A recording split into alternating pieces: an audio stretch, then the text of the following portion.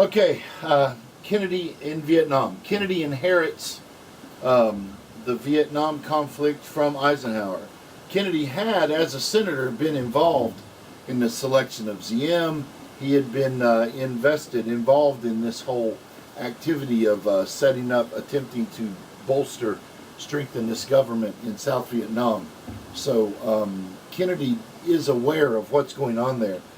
Kennedy's going to have is going to start exploring different strategies for our involvement in Vietnam. He's going to initially increase the MAG units, the Military Assistance and Advisement Group, by over 100 additional advisors are going to be sent. Okay, he will send over 400 Special Forces troops to help train the South Vietnamese Army in counterinsurgency and to conduct A-team missions, which are sort of like the military on-the-job training for these guys. And he's going to send Johnson to Saigon. We saw a picture of Lyndon Johnson meeting with the ZM during this time period.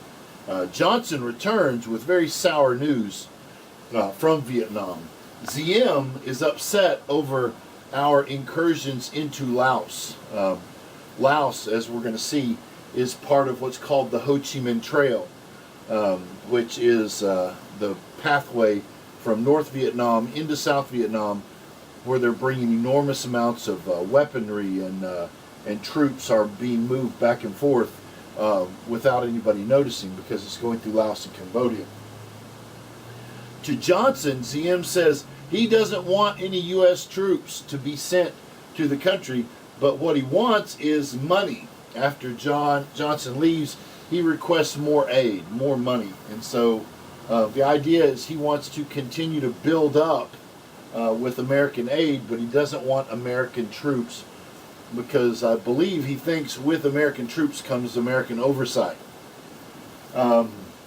He wants to increase his own army by more than 100,000 men, and so he's requesting aid and materials and supplies.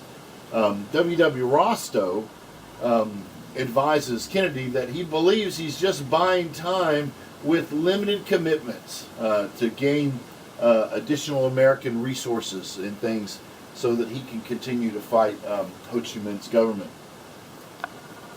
Kennedy's initial plan was to conduct covert warfare operations.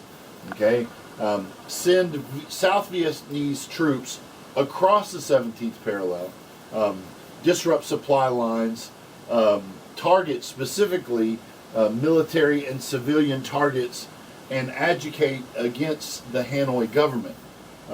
The idea is that the U.S. advisors would provide intel and information for them so that they could conduct these missions in North Vietnam in order to disrupt Ho Chi Minh's government. The CIA is going to start their sort of secret war in Vietnam using a group of people called the Montagnard, is what the French would call them, roughly translated the mountain people. Okay, even though the Vietnamese are whose language designation can be traced back to China as a language group, the Montagnard, the mountain people, are different cultures. The Hmong and the Radai and these different mountain people groups formed their own indigenous cultures, basically separated from the mainstream of the large city Vietnam.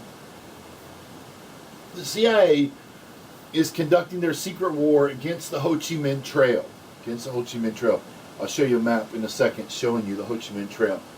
Our negotiations with Laos were not positive. The Laotians do not want to allow American operations to be taking place in their country. And the problem is, that's where the North Vietnamese are traveling to bring their weapons into South Vietnam. So the CIA starts to arm and train 9,000 Hmong tribesmen. These Hmong tribesmen, along with others, along with the Radai and other tribesmen, are going to be built into an army with two primary tasks. The first task is to gather intelligence on the trail, troop movements, supply movements, how much stuff's going through, where is it going to, where is it stopping off. And then the second thing, to conduct actions against the trail, sabotage, burning bridges and things like that, to halt the progress of these materials and supplies going into South Vietnam.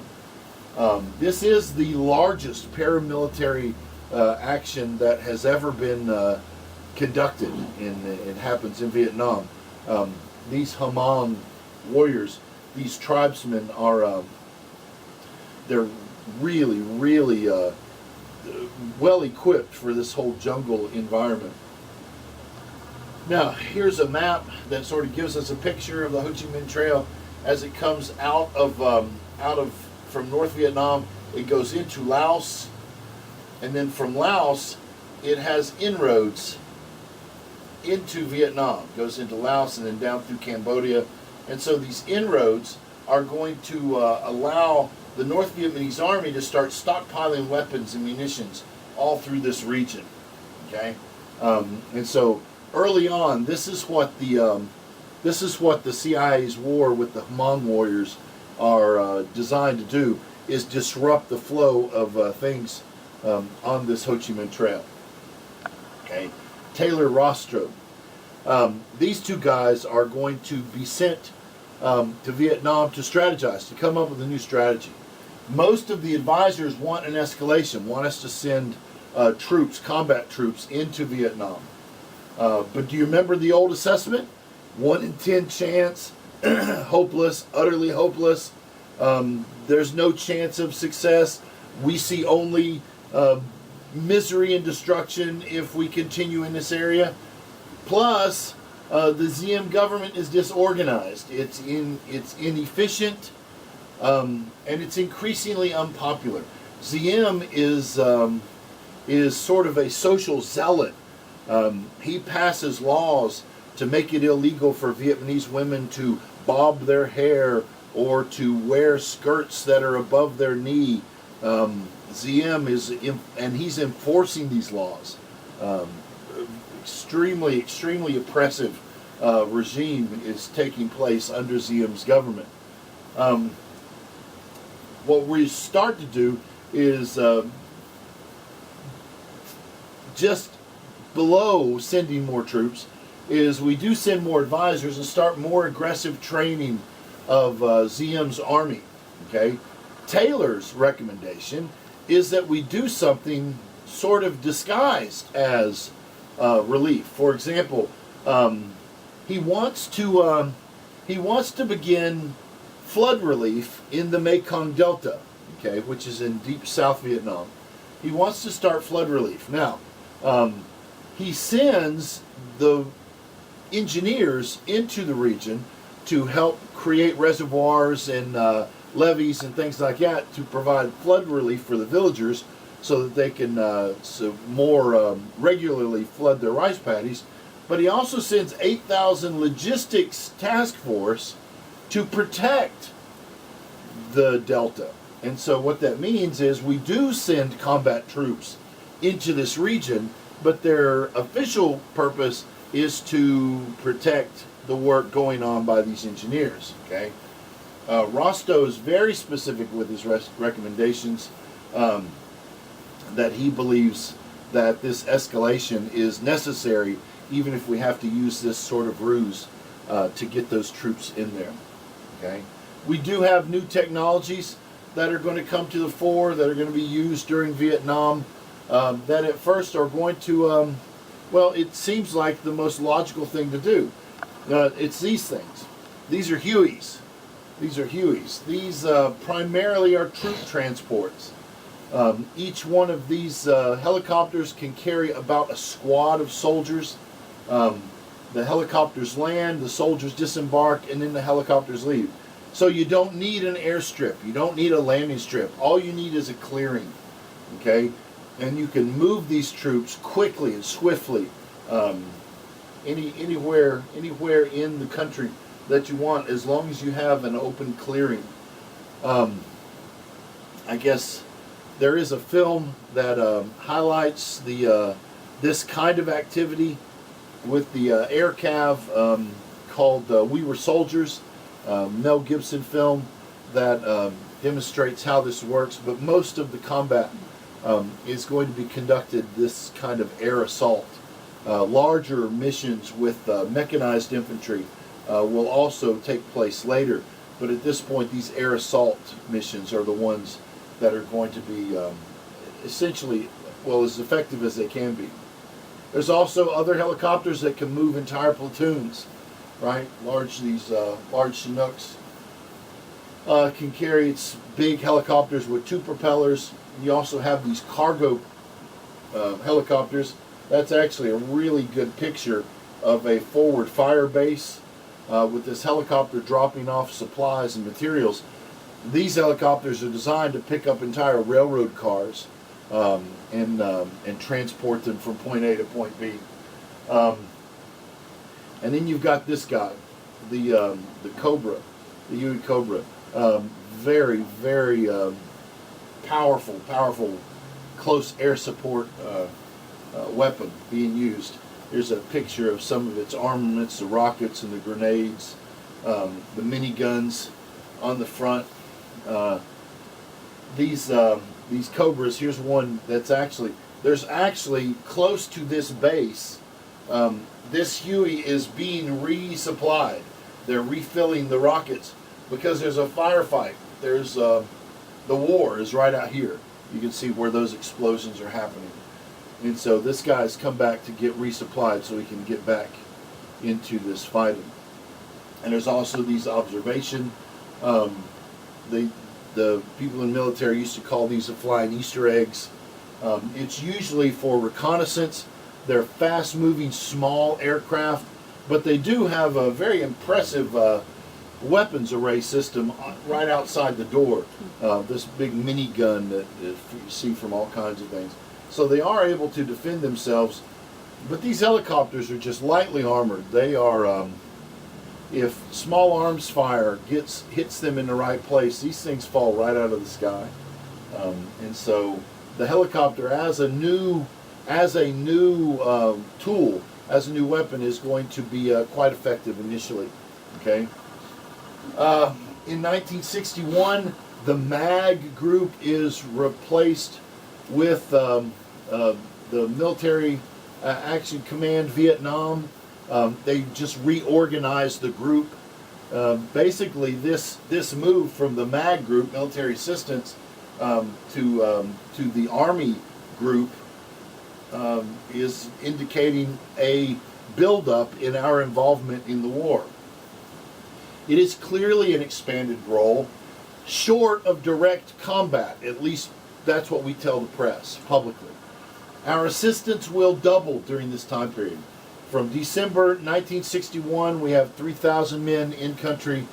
By December 1962, we have 9,000 plus all of the CIA operatives that are in country that basically are secret. Okay, the Green Berets will start working also with the Montagnard. So the CIA is working with the Montagnard along the trail.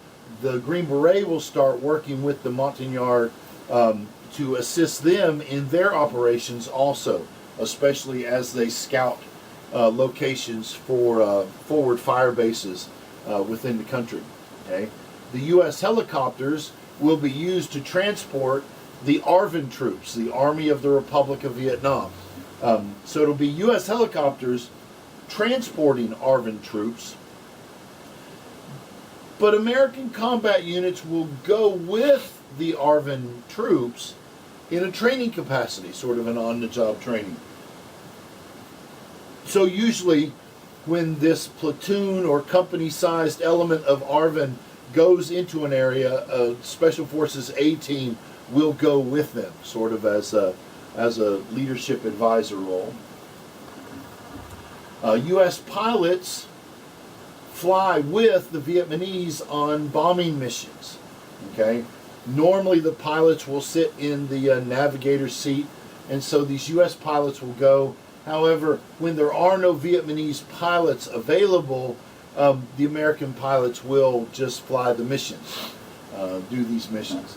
The infantry, American infantry, goes with these ARVN units on a more increasing basis during this period.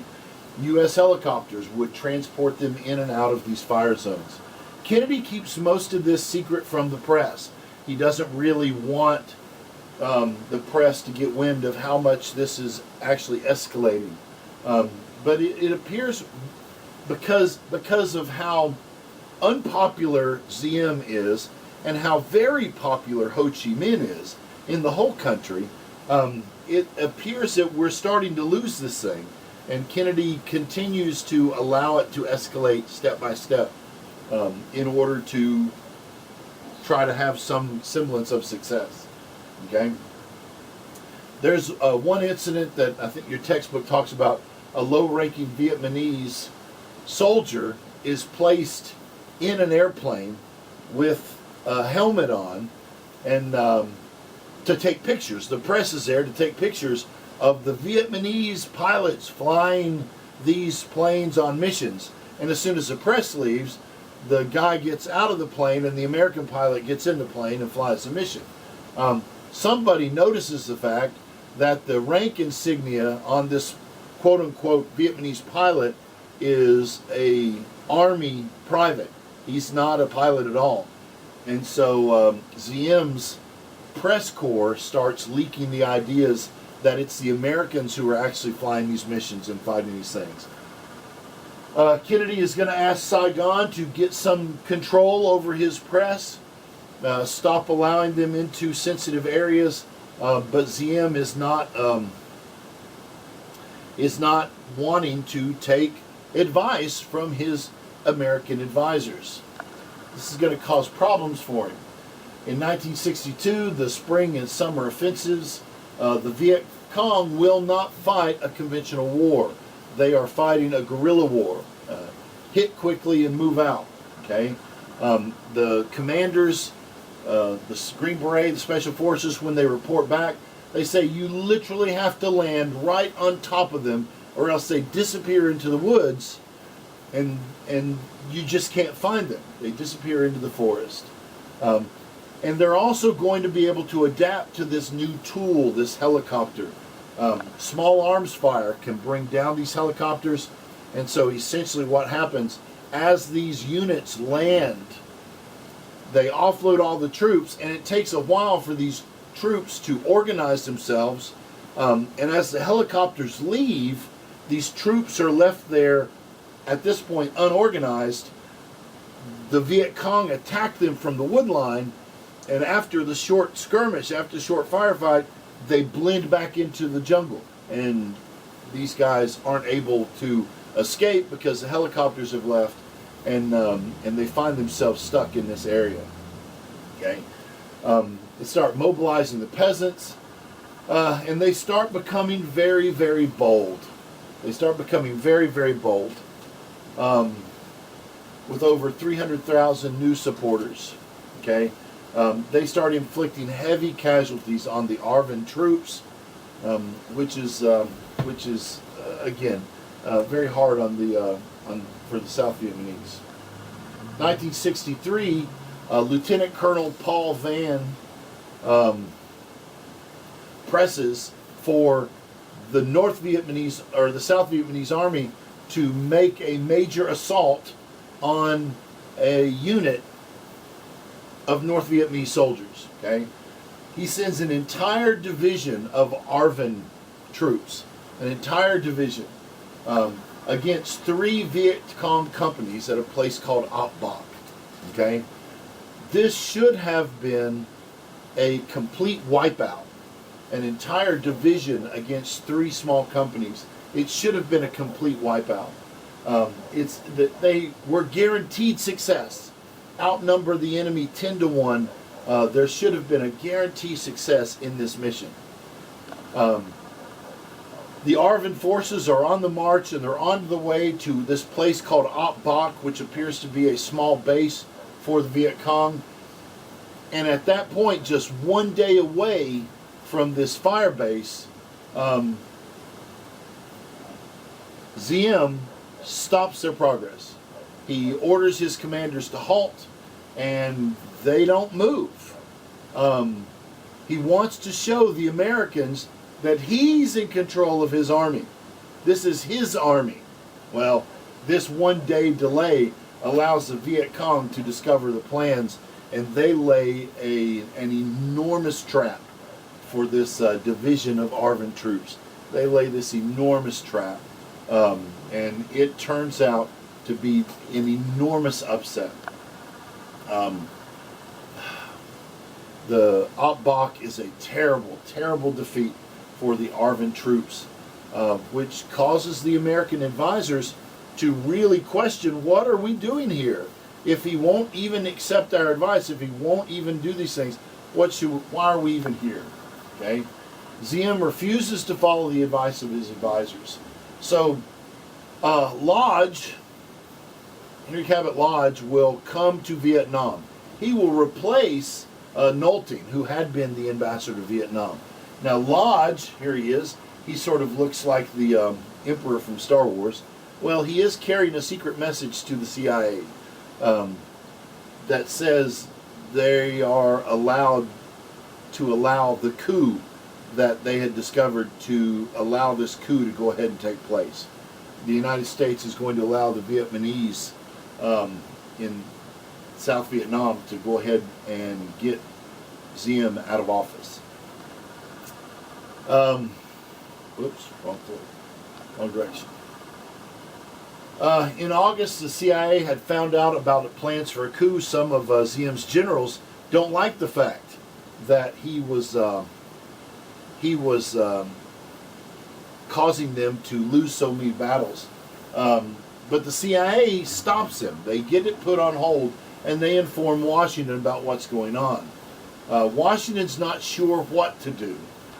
Diem starts to get sort of wind of this attempted coup, and he informs Washington. He says, there are no George Washingtons in my military, basically telling the U.S. government that if you're planning to get rid of me, there is no person like George Washington in my military who's going to rise up and be able to take my place. Okay?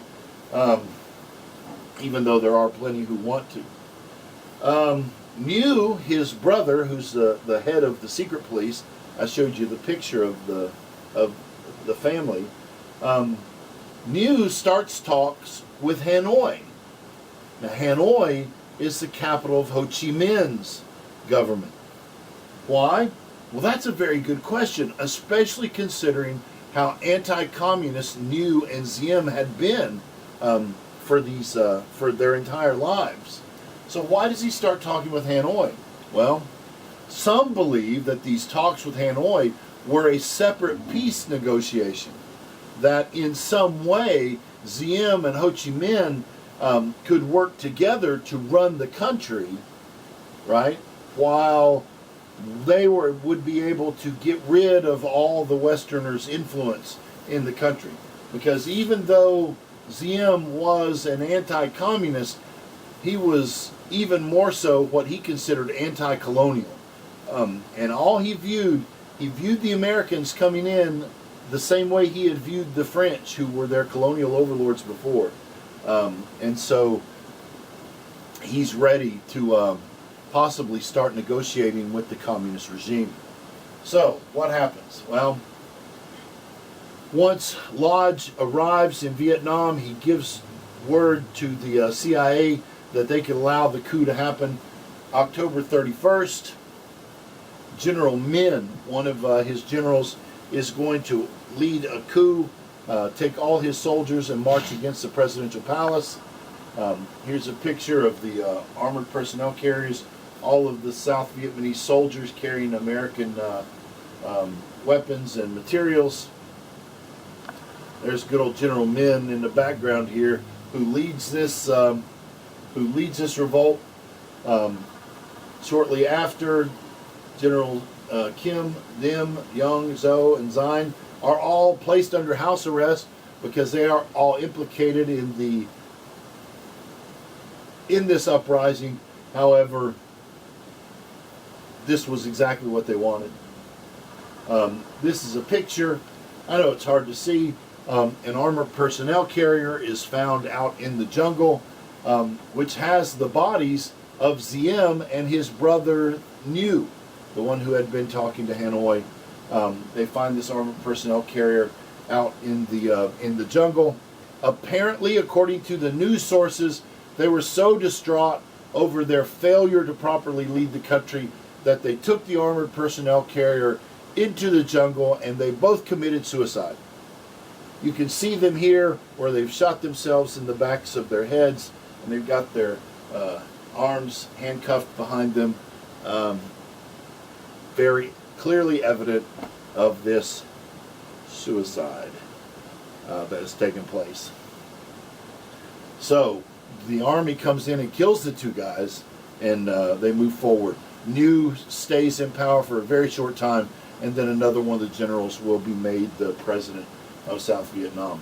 Now, this coup, Kennedy said some of the things that we did, these come off of Kennedy's private tapes, his secret tapes that they have in the that he had recorded in the White House. He said some of the things we did encouraged the coup.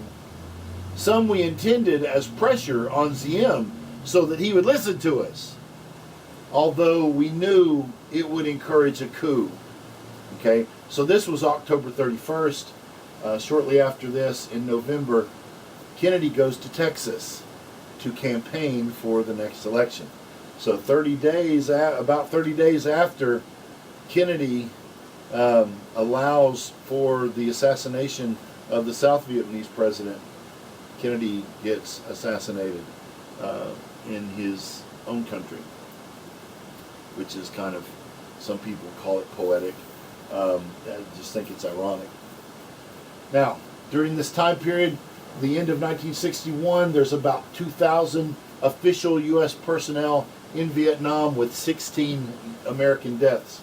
By the end of 62, there's over 11,500 with 52 American deaths. By the end of 63, over 16,000 plus American troops in Vietnam, with over 118 American personnel killed in country. Okay? Now, the 2nd of October in 1963, Kennedy orders the withdrawal of over 1,000 troops. Bring them home. Kennedy starts bringing them home. McNamara, his Secretary of Defense, in his memoirs, believed that Kennedy was ready to pull out of Vietnam. Kennedy believed that the Diem regime had made it impossible for us to assist South Vietnam, and he was actually, most people think, ready to pull out of Vietnam.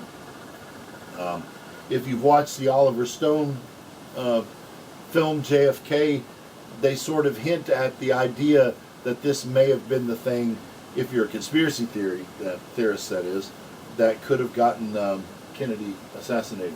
The last thing we're going to talk about is the assassination. It probably won't be a very long lecture, but then we'll move on to Johnson when we get finished with that.